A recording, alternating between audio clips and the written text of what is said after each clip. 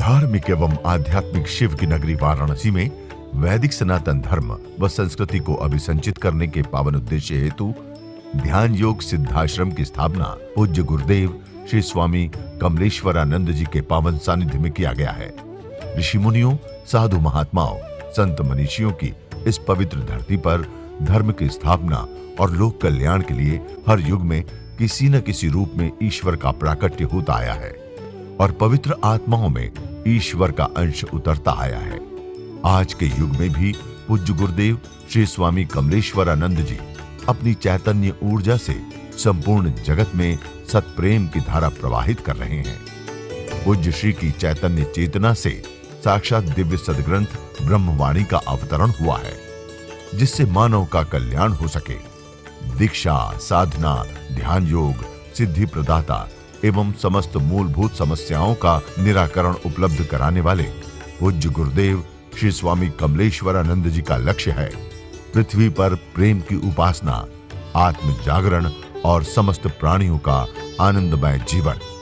ऐसा जीवन जो शारीरिक, मानसिक, आर्थिक, पारिवारिक हर प्रकार के तनाव व दुखों से पूरी तरह मुक्त हो। इसके लिए पूज्य गुरुदेव श्री स्वामी कमलेश्वरानंद जी विभिन्न प्रकार की दीक्षाएं अनवरत प्रदान करते आ रहे हैं। गणपति है गणपति, सिद्धि विनायक गणपति। गणपति है गणपति, सिद्धि विनायक गणपति। गणपति है गणपति, सिद्धि विनायक गणपति। सिद्धि विनायक, अष्ट विनायक, विघ्न विनाशक गणपति। सिद्धि विनायक, सिद्धि विनायक, अष्ट विनायक, हे विघ्न विनाशक गणपति। गणपति ये गणपति, सिद्धि विनायक गणपति। गणपति हे गणपति, सिद्धि विनायक गणपति। गणपति ओ गणपति, गणपति गणपति मेरे सिद्धि विनायक गणपति। गणपति के सिद्धि विनायक गणपति मेरे सिद्धि विनायक गणपति।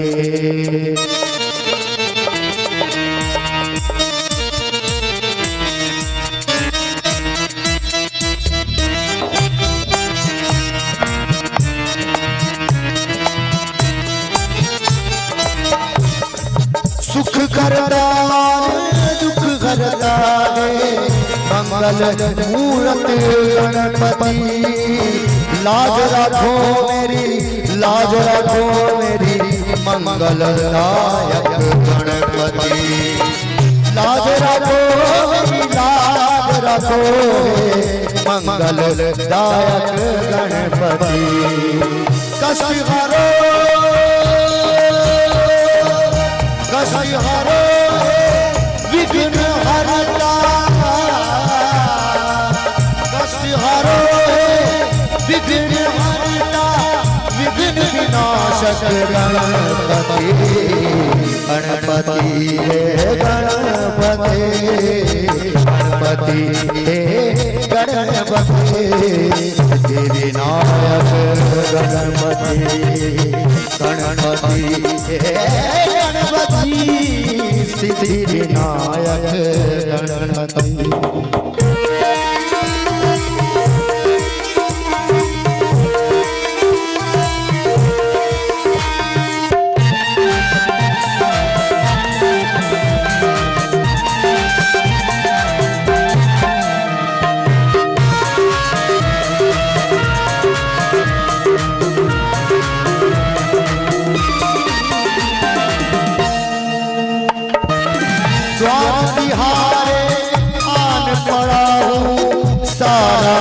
जग बिसरा के गणपति में, सारा जग बिसराए, कार निहारे आन पड़ा हूँ मैं, सारा जग बिसराए, गणपति सारा जग बिसराए।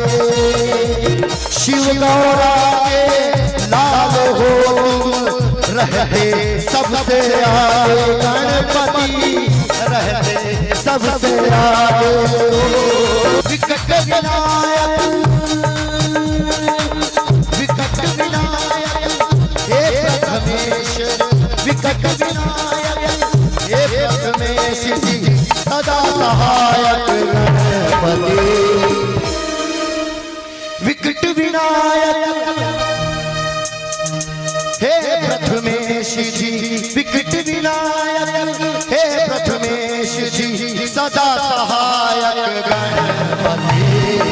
गणपति हे गणपति, गणपति हे गणपति, विनायक गणपति, गणपति हे गणपति, विनायक गणपति। सिद्धि विनायक अष्ट विनायक, सिद्धि विनायक अष्ट विनायक, विघ्न विनाशक हे गणपति। गणपति हे गणपति, गणपति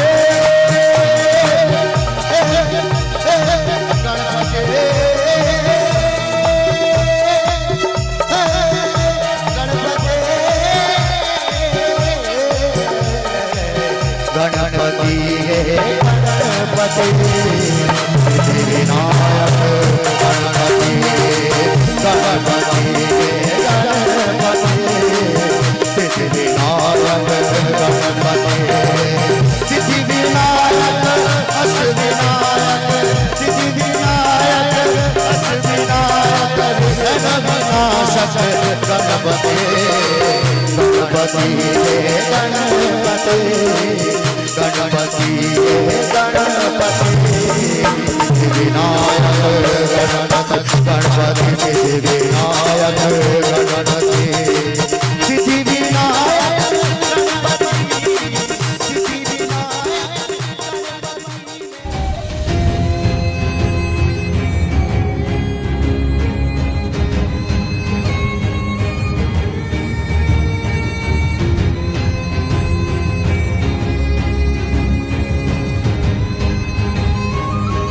भारतीय संस्कृति के धार्मिक ग्रंथों को जब उठा करके पढ़ोगे तो ऋषियों ने जिन्होंने एहसास किया उन्होंने कहा है कि ऊर्जा उठती है, सहस्रार तक जाती है, छूती है। जो उन्होंने कहा है मैं हर पल एहसास करती हूँ, और जब ऐसा वातावरण मिल जाता है तो वो खेलने लगता है मेरे में। मैं भी तुम्हारी तरह सामान्य दुनिया में भी रहती हूँ, सामान्य जीवन भी जीती हूँ, अति सामान्य भी रहती हूँ, और ये मेरी एक असामान्य सी दुनिया है, इसमें भी मैं खेलती हूँ, मैं जीती हूँ ऐसा समझ लो, और परमात्मा मेरे साथ खेलता है। जितना निहारोगे उतना आपके समक्ष आप में गुरु अपने आप में जागृत होगा। जितना निहारोगे उतना आप में गुरु आपके समक्ष बाहर और भीतर भी चैतन्य होगा। जितना आप गुरु को निश्चल प्रेम से निहारोगे उतना गुरु आपका बाहर प्रकट होगा, रहस्यों का उद्घाटन करेगा और आपके भीतर ज्ञान और विज्ञान के रूप में प्रकट हो जाएगा। गुरु को देखकर मुस्कुराएं, गुरु को देखकर हंसें। स्वयं में तनाव में हो, चिंता में हो, परेशानी में हो, दुख में हो, रोने में हो और इससे मुक्त हो जाना चाहते हो तो एक बड़ा सा गुरु चित्र लगा लो और उसको देखकर रोज मुस्कुराना सीखो। मैंने तुम्हें बहुत मंत्र बताए, बहुत तंत्र सिखाए, मंत्र और तंत्र के माध्यम से मैं तुम्हें तुम्हारे जीवन की पूर्णता दी और देता भी रहूंगा। लेकिन मैंने तुम्हें वह जीवन की वह युक्ति भी सिखाई जो राम ने, जो कृष्ण ने, जो बुद्ध ने, जो महावीर ने और जो राधा और मीरा ने जिस युक्ति को अपनाकर अपने जीवन को पूर्ण किया, वही युक्ति जीवन का मूल ध्येय, मूल उच्च प्रेम है। वही युक्ति जीवन का वह प्रेम भी मैं तुम्हें सिखाता हूं। जन्म नाम जायते शूद्र, वो शूद्र है, मैंने परिभाषा दे दी, जिसे प्राणात्मा परमात्मा का बोध ना हो और मर गया, चाहे वो ब्राह्मण कुल में ही क्यों न पैदा हो। ऊंचे कुल क्या जन्मिया, जो करनी ऊंच ना हो, करनी प्राणात्मा परमात्मा प्राप्ति की करनी है। प्राणात्मा परमात्मा का पुरुषार्थ ही पुरुषार्थ है। एकमात्र पुरुषार्थ परमात्मा की प्राप्ति, जो करके उसको प्राप्त करके पूरी तरह स्वयं में समाहित कर लेता है, वही ऊंचे कुल का होता है। ना मैं मंदिर ना मैं मस्जिद ना काबे कैलाश में, मोको कहाँ ढूंढो रे बंदे, मैं तो तेरे पास में। तो आपको ना आकाश की यात्रा करनी है, न धरती की यात्रा करनी है। 4 धाम करने के लिए जाते हो, आपको दुनिया के कोने कोने में घूमने की जरूरत नहीं है। वो तो खुद घूम रहा है इस पूरी, ये समझ लेना कि ये पूरा ब्रह्मांड है। तुम्हारा शरीर, ये विज्ञान है शरीर का, ये तुम्हारा पूरा शरीर जो है ये एक ब्रह्मांड है, इससे कम इसे मत मानना। और वो ब्रह्मांड का जो नायक है वो इसी शरीर में विराजमान है। मैं अभी की अनुभूति बता रही हूँ तुम्हें। भजन को सुनते सुनते, जब आप भजन सुनते हो तो खुमारी में नहीं आते हो, लेकिन मेरे साथ कुछ ऐसी कह लो कि मेरी स्थितियां हैं जिसे बहुत लोग देख करके प्रश्न में भी आ जाते हैं और कुछ प्रेम में भी आ जाते हैं। वो आपकी मनोदशा है। मैं मेरी बात बता रही हूँ कि भजन को सुनते सुनते मेरे रोम रोम थिरकने लगते हैं, मेरा रोम रोम गाने लगता है और मैं एक खुमारी में जाने लगती हूँ। एक प्रेम का एहसास और एक ऐसी खुमारी, क्या कहूँ, कह नहीं पा रही हूँ, तुम समझ लो कि मैं क्या कहना चाह रही हूँ। कुछ ऐसा आनंद का जोन होता है जिसे एहसास करने के बाद कोई, क्या कहूं, वो तुम्हें पाना है। मैं बैठ करके एहसास करती हूँ, मैं उसे जीने लगती हूँ। अभी मैं जब उसे जी रही थी, ऊर्जा मेरे ही मूलाधार से, ऐसा साधु संत कहते हैं, हमारी धार्मिक भारतीय संस्कृति के धार्मिक ग्रंथों को जब उठा करके पढ़ोगे तो ऋषियों ने जिन्होंने एहसास किया, उन्होंने कहा है कि ऊर्जा उठती है, सहस्रार तक जाती है, छूती है। जो उन्होंने कहा है मैं हर पल एहसास करती हूँ, और जब ऐसा वातावरण मिल जाता है तो वो खेलने लगता है मेरे में। मैं भी तुम्हारी तरह सामान्य दुनिया में भी रहती हूँ, सामान्य जीवन भी जीती हूँ, अति सामान्य भी रहती हूँ, और ये मेरी एक असामान्य सी दुनिया है, इसमें भी मैं खेलती हूँ, मैं जीती हूँ, ऐसा समझ लो। और परमात्मा मेरे साथ खेलता है। तो मेरी ऊर्जा सर्पाकार उठती है, और उठ करके आज ऐसा हो रहा था कि वो उठ रही है ऐसा, और उठ करके और मेरे यहाँ सहस्रार पे आने के बाद कुछ इतना ऊपर जाती है, और सर्प का जो मुंह है वो मेरे सिर पे ऐसा होता है, और उसमें से सफेद पुष्प झर रहे हैं, और उससे जैसे वो मेरे ऊपर पुष्प की वर्षा कर रही है। उस सर्प के मुंह से सफेद पुष्प बरस रहे हैं मेरे ऊपर। और ये क्षण मेरे जीवन का बड़ा आनंद का क्षण था। ऐसा नहीं कहूंगी कि ये विशेष क्षण है, क्योंकि तुम्हारे लिए पता नहीं तुम क्या सोचोगे कि ये अगर कोई सर्प की ऊर्जा उठ रही है और मुझे मेरे ऊपर पुष्प की बारिश कर रही है तो इससे क्या हो जाएगा, क्या यही आनंद का क्षण है? ये आपके लिए भले एक प्रश्न हो सकता है, लेकिन जब इस स्थिति से गुजरोगे तो यही और यही आनंद का क्षण है।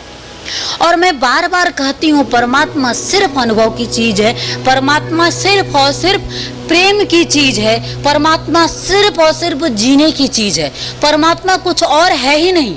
अगर कहीं है मनुष्य परमात्मा को कहीं एहसास कर सकता है तो सिर्फ और सिर्फ अपने अंतःकरण में उसे जी सकता है, अपने अंतःकरण में उसका एहसास कर सकता है। और कब कर सकता है? सदगुरु के चरणों में जाने के बाद ही सिर्फ उसको जिया जा सकता है। सदगुरु के बिना कुछ भी कहीं भी दृष्टिगोचर ही नहीं होता है। अखिलेशपुरी जी ने एक बात कही, मैं उन्हें बहुत सम्मान देती हूँ, मैं उन्हें बहुत प्रेम करती हूँ हृदय से। हम दोनों हमारे गुरु शिष्य अखिलेशपुरी जी महाराज को अपने हृदय में रखते हैं। उन्होंने बड़ी सुंदर बात कही अपने प्रवचन में कि जो जिंदा रहता है अक्सर वही झुकता है, और मुर्दा कभी झुक नहीं पाता है। मुर्दा जो होता है अकड़ जाता है। और जो अहंकार, इससे एक बात समझना, मुर्दे से जो व्यक्ति अहंकार में आ जाता है किसी भी चीज को लेकर के वो ऐसे ही मुर्दे की तरह अकड़ जाता है। और जब अकड़ जाते हो, मुर्दा संकेत ही है मृत्यु का, मुर्दा संकेत ही है समाप्ति का। अकड़ गए तो मर गए, अकड़ गए तो समाप्त हो गए। और अगर गुरु के चरणों में झुक गए, किसी संत के चरणों में झुक गए, तो तुम्हारे जीवन का पुनर्निर्माण हो जाता है। गोस्वामी जी प्रार्थना करते हैं कि गुरु महाराज के चरण के रज मिल जाए। देखो वो भी खुश है, वो भी प्रसन्न हो गए। मैंने कहा ना तुम देख पाओ ना देख पाओ, लेकिन ब्रह्मांड में सब देख पाते हैं, सुन पाते हैं, समझ पाते हैं। परमात्मा ही एकमात्र जीवन की पूर्णता है। कहां दिखेगा, कहां मिलेगा, कहां कैसे दिखेगा, कैसे मिलेगा? जीवन की यह पूर्णता हमें कैसे प्राप्त होगी? सदशास्त्रों में कहा गुरु को देख लो, गुरु को देख लो, परमात्मा दिख जाएगा। गुरु को देख लो, गोविंद दिख जाएगा। क्या गुरु को देखा? क्या गुरु को देखने की क्रिया आई? क्या गुरु को हमने निहारा? जितना निहारोगे उतना आपके समक्ष आप में गुरु अपने आप में जागृत होगा।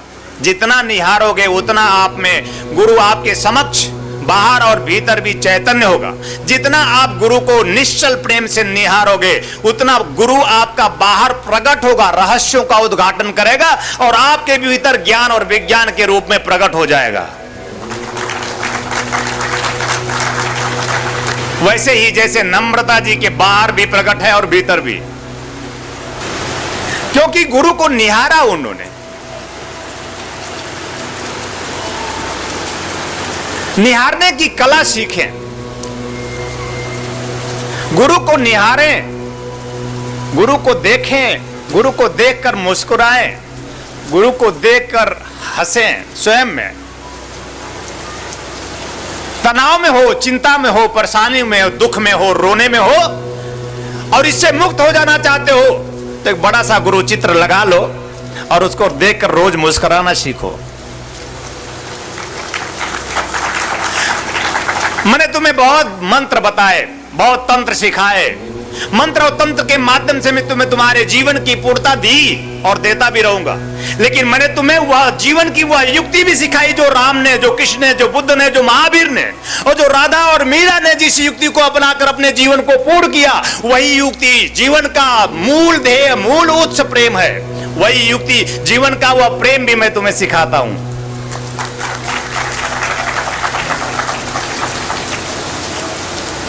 कि तुम्हें तुम्हारे जीवन में प्रेम प्राप्त हो।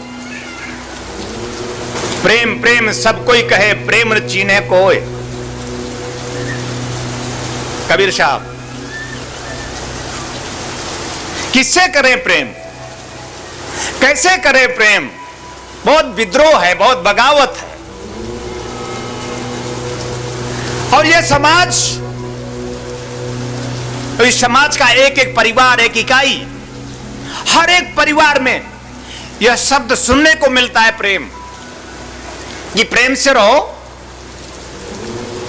और हर एक परिवारों में झांक कर देखो, तुम खुद परिवार हो, अपने परिवार में खुद झांक कर देखो, दूसरे में नहीं, स्वयं में तुम ही प्रेम में नहीं हो। और माता कहती है प्रेम से रहो, पिता कहता है प्रेम से रहो, भाई कहता है प्रेम से रहो। और जब कभी उसी परिवार में किसी को किसी से प्रेम हो जाता है तो कहते ये क्या है, कैसे, ऐसे कैसे चल सकता है, ऐसे कैसे होगा, ऐसे कोई होता है? यही परिवार उस प्रेम को पाप समझता है, यही समाज उस प्रेम को पाप समझता है। जो प्रेम मीरा ने की, मीरा ने जो प्रेम किया, मीरा भाई बावरी सास कहे कुल नाशी रे, कुल नाशनी कहा। सास ने कहा तू कुल नाशनी है, तू तेरे कुल का नाश कर रही है। और प्रेम हुआ किससे? कृष्ण से प्रेम हुआ। कृष्ण थे नहीं, सशरीर उपस्थित नहीं थे, प्रेम किससे करे? किसी से हो, किसी से हो जाए, माता से हो जाए, पिता से हो जाए, भाई से हो जाए, बहन से हो जाए। बहन से भी प्रेम होता है तो किससे प्रेम होता है? आपकी आंखों में न्यूनता होगी, आपकी आंखें गंदी होंगी तो आप भाई बहन के रिश्ते को भी नापाक कर दोगे। क्यों? आपकी आंखें अगर साफ होंगी, आपकी आंखें अगर निश्चल होगी तो इस संसार में किसी भी प्रेम को आप पवित्र मानोगे।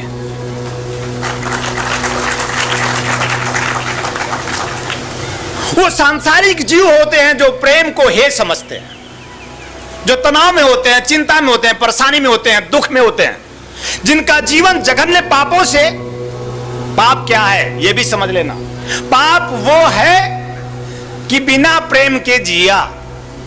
अगर बिना प्रेम के पूरी जिंदगी हमने जी तो हमने पूरी जिंदगी पाप की, और अगर हमने प्रेम से जिया, प्रेम युक्त जिया, गुरु से, माता से किया, पिता से किया, पत्नी से किया, पुत्र से किया, परिवार से किया, संसार के किसी भी संबंधों में किसी से भी प्रेम किया, और मैंने अपनी प्रेमिका से भी अगर प्रेम किया तो पवित्र है, और मैंने पुण्य ही पुण्य किया।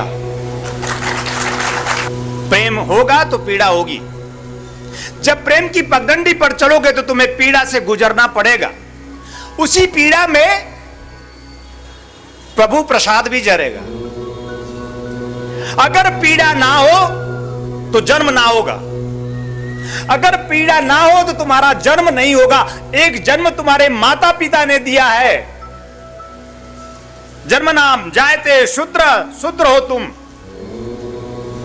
तुम्हें कोई ज्ञान नहीं है। शूद्र जिसे कोई ज्ञान ना हो, जिसे पवित्रता का अपवित्रता का बोध ना हो, जिसे पावनता का बोध ना हो।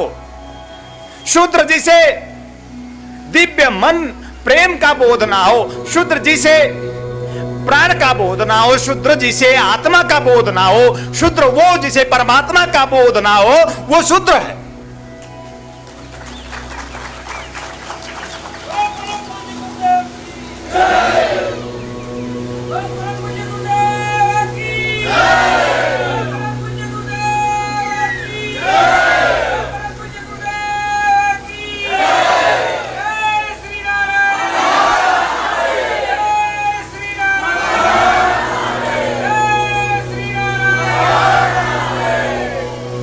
जन्म नाम जायते शूद्र, वो शूद्र है, मैंने परिभाषा दे दी, जिसे प्राण आत्मा परमात्मा का बोध ना हो और मर गया, चाहे वो ब्राह्मण कुल में ही क्यों न पैदा हो।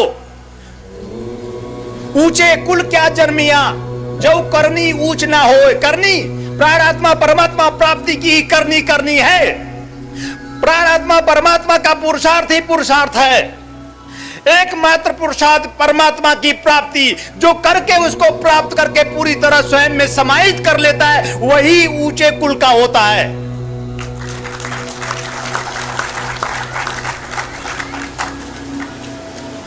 इतना तेज बोलता हूं तो उसकी बहुत याद आ जाती है, उस तक पहुंच जाता हूं। शब्दों के माध्यम से उस सत्य को तुम्हारे एक एक रग में भर देना चाहता हूं, क्योंकि अभी तुम गुरु की वाणी को ही सुन सकते हो, गुरु की मौन को नहीं। तुम गुरु के मौन को जिस दिन सुनोगे, बाहर भीतर एक हो जाओगे।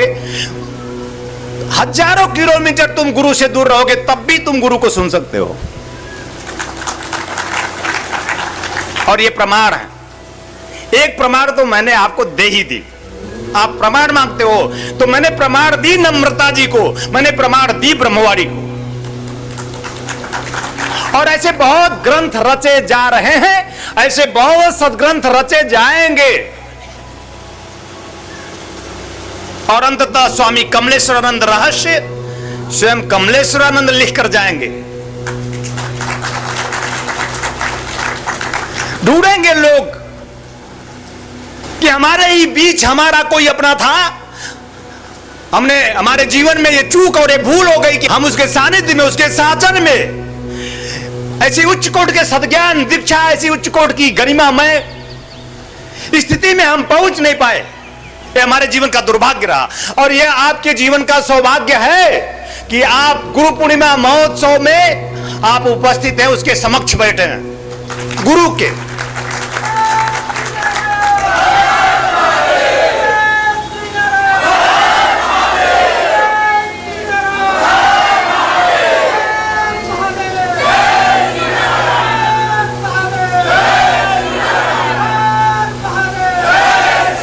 तो मीरा ने कहा कि जीवन की पूर्णता सिर्फ प्रेम है, और उसके लिए अगर ये संसार खो जाता है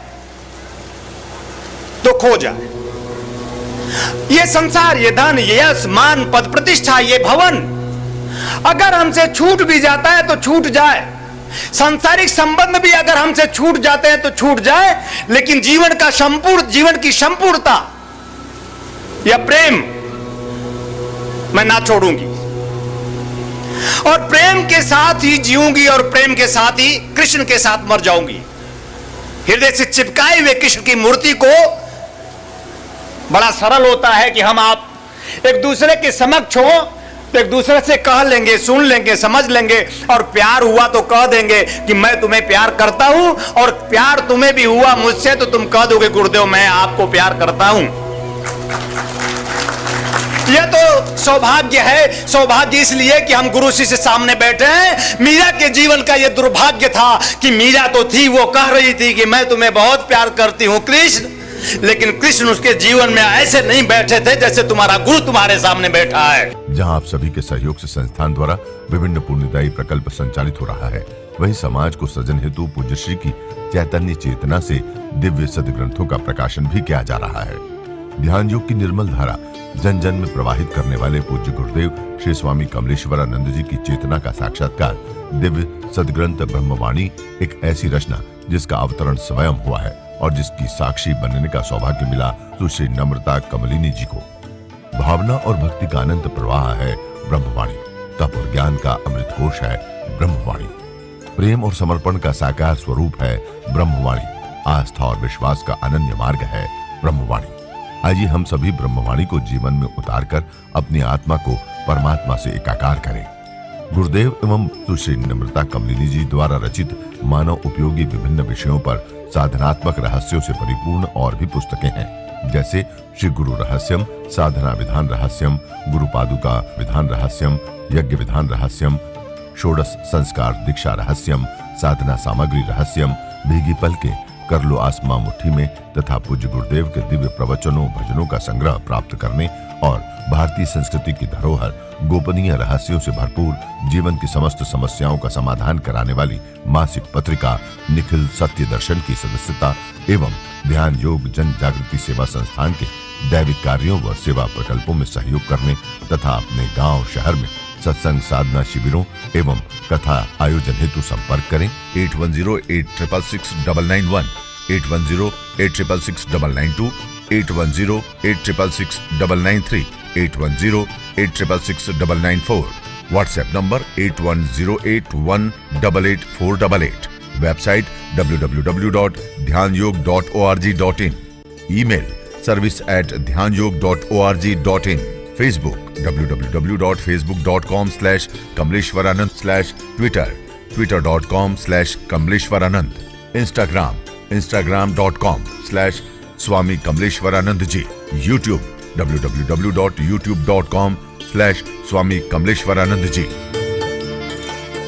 ऋषि फार्मेसी आपके लिए लेकर के आए हैं ज्वाइंट केयर टैबलेट और ऑयल, जोड़ों के दर्द से राहत पाने के लिए और मजबूत हड्डियों के लिए। इसमें मौजूद प्रोटीन्स तथा विटामिन्स हड्डियों को मजबूती प्रदान करते हैं। यह जोड़ों के आसानी दर्द को समाप्त करता है, जैसे घुटनों के दर्द व कलाई के दर्द, रीढ़ की हड्डी में दर्द, कंधों में दर्द। यदि आपको स्लिप डिस्क या सर्वाइकल है तो इन सभी परेशानियों से छुटकारा पाने के लिए आज ही मंगाएं ज्वाइंट केयर टैबलेट और ऑयल। दिव्य ऋषि फार्मेसी लेकर के आए हैं Divya Daewoo tablet, healthy sugar management. यह करेला जामुन अन्य जड़ी बूटियों का मिश्रण है। आपके शरीर में बढ़ने वाले शुगर लेवल को कंट्रोल करता है और आपको मधुमेह के द्वारा होने वाली अन्य बीमारियों से आपकी रक्षा करता है। यह आयुर्वेदिक औषधि है, पूरी तरह सुरक्षित है। आयुर्वेद अपनाएं, स्वस्थ और सुखी जीवन पाएं। दिव्य ऋषि फार्मेसी आपके लिए लेकर के आए हैं रत्नम ज्योति, आँखों के संपूर्ण देखभाल के लिए। शहद के साथ नित्य लेने से नेत्र ज्योति बढ़ जाती है, आंखों का चश्मा उतर जाता है। यह आयुर्वेदिक औषधि है, इसका कोई साइड इफेक्ट नहीं।